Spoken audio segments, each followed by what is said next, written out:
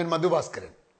എന്തെങ്കിലും ഒരു കാര്യം ചെയ്യാൻ കഴിയുമോ എന്ന് ചോദിച്ചാൽ എനിക്ക് കഴിയില്ല, എനിക്കത് ചെയ്യാനുള്ള ശേഷിയില്ലെന്ന് പറയുന്ന ഒരുപാട് ആളുകളെ നമ്മൾ കണ്ടിട്ടുണ്ടാകും. എന്താണ് ഒരു കാര്യം ഏൽപ്പിക്കുമ്പോൾ അത് ചെയ്യാൻ കഴിയുമോ എന്ന് സംശയം തോന്നാൻ കാരണം മനസ്സിൽ കിടക്കുന്ന വിശ്വാസം അതുപോലെയാണ്. ലിമിറ്റിംഗ് ബിലീഫ് എന്നാ പറയുക. നമ്മുടെ പരിമിതികളെ കുറിച്ചുള്ള വിശ്വാസം.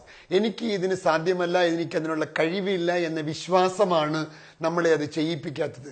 ചെയ്യാൻ കഴിവില്ലാത്തത് കൊണ്ടല്ല, ചെയ്യാൻ കഴിയില്ലെന്ന വിശ്വാസമാണ് ഇതിന് തടസ്സം എന്നതാണ് സത്യം. ചരിത്രത്തിൽ ഒരുപാട് തെളിവുകൾ നമുക്ക് കണ്ടെത്താൻ കഴിയും. നിങ്ങൾ ഇന്റർനെറ്റിൽ ചെന്നിട്ട് the greatest events in the sports history എന്നടിച്ചാൽ ഞാൻ പറയാൻ പോകുന്ന ഈ കാര്യം നിങ്ങൾക്ക് കാണാവുന്നതാണ്. മനുഷ്യന് 1 മൈൽ ദൂരം 4 മിനിറ്റിന് താഴെ ഓടാൻ കഴിയില്ലെന്ന് ശാസ്ത്രജ്ഞർ വിളിച്ചു പറഞ്ഞു. കാരണം മനുഷ്യന്റെ ശരീരഘടന അത്ര വേഗത്തിൽ ഓടാൻ അനുയോജ്യമല്ലെന്നും അവന്റെ ഹൃദയം അത് താങ്ങില്ലെന്നും അവന്റെ എല്ലിന്റെ ഘടന അത്ര വേഗത്തിൽ ഓടുവാൻ പര്യാപ്തമല്ലെന്നും ശാസ്ത്രം പറഞ്ഞു.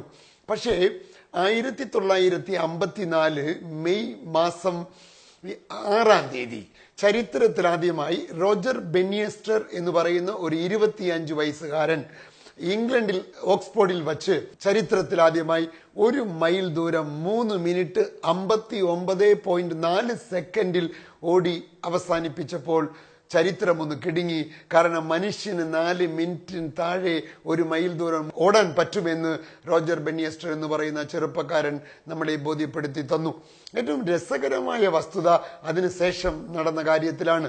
റോജർ ബെന്നിയസ്റ്റർ അങ്ങനെ ഓടുന്നതിന് മുമ്പ് വരെ ലോകത്ത് ആർക്കും അസാധ്യമെന്ന് പറയപ്പെട്ടിരുന്ന ആ സാധനം റോജർ ബെന്നിയസ്റ്റർ സാധ്യമാക്കിയതിനു ശേഷം 46-ാം ദിവസം ഒരു ഓസ്ട്രേലിയക്കാരൻ 4 മിനിറ്റിന് താഴെ ഓടി. കഴിഞ്ഞ 62 കൊല്ലത്തിനിടയ്ക്ക് ഏകദേശം 1200 പേർ 4000 തവണയിൽ കൂടുതൽ 4 മിനിറ്റിന് താഴെ 1 മൈൽ ദൂരം ഓടി എന്നാണ് ചരിത്രം രേഖപ്പെടുത്തുന്നത്. എന്റെ ചോദ്യം വളരെ പ്രസക്തമാണ്. 1954 വരെ ഒരാൾക്കും അസാധ്യമെന്ന് പറയപ്പെട്ടിരുന്ന സാധനം എങ്ങനെയാണ് കഴിഞ്ഞ 62 കൊല്ലത്തിന്റെ ഇടയ്ക്ക് 1200 പേർക്ക് 4000 തവണ സാധ്യമായി എന്ന ചോദ്യത്തിന്റെ ഉത്തരം മനുഷ്യന് അസാധ്യമാണെന്ന വിശ്വാസത്തിന് റോജർ ബെന്നിയസ്റ്റർ എന്ന് പറയുന്ന 25 വയസ്സുകാരൻ തച്ചടത്തോടുകൂടി മനുഷ്യന് സാധ്യമാണ് എന്ന വിശ്വാസം വന്നു. ആ വിശ്വാസത്തിന്റെ പുറത്താണ് ഇത്രയും ആളുകൾക്ക് അത് ഓടാൻ കഴിഞ്ഞത് എന്നതാണ് സത്യം. നിങ്ങൾ എവറസ്റ്റിന്റെ ചരിത്രം നോക്കാം. 1953 വരെ എവറസ്റ്റ് മനുഷ്യന് അസാധ്യമായിരുന്നു.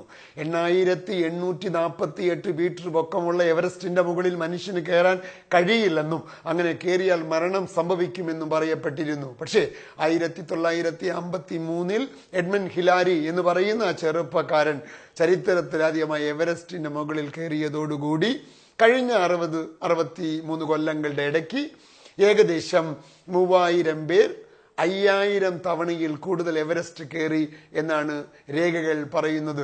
അതിൽ 13 വയസ്സുകാരനുണ്ടായിരുന്നു, 76 വയസ്സായ പ്രായമായ മനുഷ്യനുണ്ടായിരുന്നു, 2 കണ്ണുകളും ഇല്ലാത്തവരുണ്ടായിരുന്നു. എങ്ങനെയാണ് 1953 വരെ മനുഷ്യന് അസാധ്യമായിരുന്ന കാര്യം കഴിഞ്ഞ 63 കൊല്ലത്തിനിടയ്ക്ക് എങ്ങനെയാണ് 5000 തവണ നടന്നു എന്ന് ചോദിച്ചാൽ മനുഷ്യന് പറ്റില്ലെന്ന് പറഞ്ഞ വിശ്വാസത്തിനെ ഒരു മനുഷ്യൻ തച്ചോടച്ചപ്പോൾ ഈ ലോകത്തിന് സാധ്യമാണ് എന്ന് വിശ്വാസം വന്നു. ഇങ്ങനെ നമ്മുടെ പരിമിതികളെ കുറിച്ചുള്ള ബോധമാണ് നമുക്ക് അസാധ്യമാണ് എന്ന ചിന്ത ഉണ്ടാക്കുന്നത് എന്നാണ്. ഒരു രസകരമായ ഒരു ഉദാഹരണം പറയാം. നമ്മൾ വണ്ടുകളെ കണ്ടിട്ടുണ്ടാവും. വണ്ടുകളുടെ ഈ വിമാനം പറക്കാൻ ഉപയോഗിക്കുന്ന ശാസ്ത്രത്തിനെ എയറോഡൈനമിക്സ് എന്നാണ് വിളിക്കുക. അപ്പോൾ എയറോഡൈനമിക്സ് നിയമങ്ങൾ പ്രകാരം വണ്ടുകൾക്ക് പറക്കാൻ കഴിയില്ല. വണ്ടുകളുടെ ശരീരത്തിന്റെ വലിപ്പവും വണ്ടുകളുടെ ചിറകുകളുടെ വലിപ്പവും കണക്കെടുത്ത് നോക്കുമ്പോൾ എയറോഡൈനമിക്സ് നിയമപ്രകാരം വണ്ടുകൾക്ക് പറക്കാൻ കഴിയില്ലെന്ന പറയപ്പെടുന്നത്. പക്ഷേ വണ്ടുകൾ പറക്കുന്നു. എന്തുകൊണ്ടാണ് എന്നതിന് രസകരമായ ഉത്തരം വണ്ടുകൾ എയറോഡൈനമിക്സ് പഠിച്ചിട്ടില്ല എന്ന് തന്നെയാണ്. ഇങ്ങനെ പരിമിതികളെ കുറിച്ചുള്ള ചിന്തകളാണ് പലപ്പോഴും നമുക്ക് അസാധ്യം എന്ന ചിന്തയുണ്ടാക്കുന്നത്. അപ്പൊ അസാധ്യമായ കാര്യങ്ങൾ നടക്കുന്നത് നമ്മുടെ മനസ്സിലുള്ള നമ്മുടെ പരിമിതികളെ കുറിച്ചുള്ള വിശ്വാസങ്ങളാണ്. അത്തരം വിശ്വാസങ്ങളെ തകർക്കാൻ നമുക്ക് കഴിഞ്ഞാൽ നമുക്ക് ഈ ലോകത്ത് എന്തും സാധ്യമാണ് എന്നതാണ്. എങ്ങനെയാണ് ഇത്തരം അസാധ്യമായ ചിന്തകളെ തകർക്കുക? അസാധ്യമാണ് എന്ന ചിന്തകൾക്ക് എതിരെയുള്ള പ്രവൃത്തികൾ ജീവിതത്തിൽ കൊണ്ടുവരാൻ കഴിയുമെങ്കിൽ നമ്മുടെ അത്തരം വിശ്വാസങ്ങളെ നമുക്ക് മാറ്റിവെക്കാൻ കഴിയും. അങ്ങനെ അസാധ്യമായ ചിന്തകളെയും വിശ്വാസങ്ങളെയും മാറ്റിവെക്കുമ്പോൾ ലോകത്തിൻ്റെ ചരിത്രം നമ്മളെ കുറിച്ച് എഴുതുകയും നമ്മൾ ചരിത്രത്തിന്റെ ഭാഗമായി മാറുകയും ചെയ്യും. ഓരോ മനുഷ്യനും ചരിത്രത്തിന്റെ ഭാഗമായി മാറാൻ ജനിച്ചവനാണ് എന്ന വിശ്വാസമാണ് വേണ്ടത് എന്ന് പറഞ്ഞുകൊണ്ട് നിർത്തുന്നു. Thank you very much.